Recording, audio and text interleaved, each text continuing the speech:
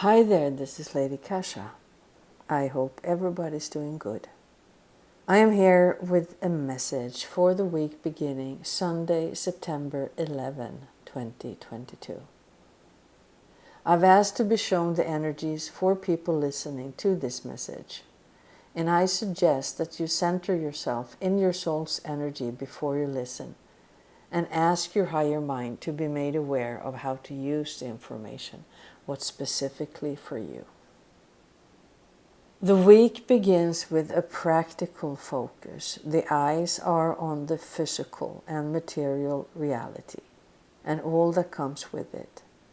And if they are not, they need to be to some extent, although it is crucial to watch out so it does not become exaggerated.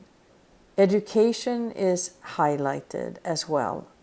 You may be studying something formally or informally, and whatever you're learning now is something you will be teaching and sharing in some way, shape, or form eventually. If there's an opportunity for education that pops up, consider taking it, as it can open new doors for you. If you have health issues, it's highly likely that it is your inner self that's trying to get your attention. Of course, get proper medical care if you need to, but most of all, answer the call, make the connection with your soul, and ask your inner self what you should know and be aware of. The spiritual connection is crucial, but there can be a little bit of a struggle with it for some. If there's too much of importance placed on the material aspects of life, if you're feeling alone or out in the cold or that things are hard, most likely things are not as bad as they feel or look to you. There may be some action you need to take, but above all, you are experiencing what you do because you're disconnected to some degree, more or less, and that makes things seem and feel worse than they are. You would benefit to make coming back to yourself a first priority. Then you can make an inventory of what needs to be done, preferably asking your higher self about it and showing you the steps, one at a time. When you're back, you will have gained some wisdom and new opportunities will be waiting. Positive action will open up those opportunities and bring changes for the better.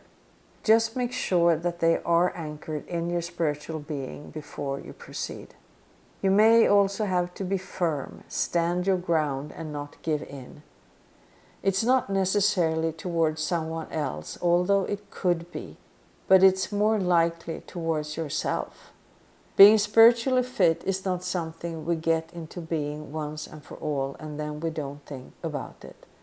Anyone knows that muscle starts to atrophy if you do not use them, and it's the same with our spiritual muscles. Being spiritually connected requires that we keep it up with whatever practice that does that for us on a daily basis. Make sure you are in alignment every day and correct if you're not. We all need to get and be in good spiritual shape now.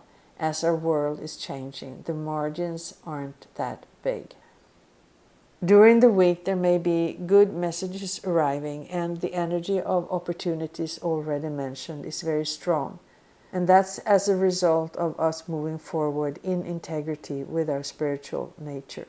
Yes, there may be a little bump in the road or we may hit a snag, but that will only strengthen our resolve and is not the beginning of a negative trend, and absolutely not a reason to abandon a goal or a vision. Things may be a bit delayed, but they will still happen if they are on your path. Some may have awakening moments and feel exhilarated about the future when understanding all that is possible that awaits.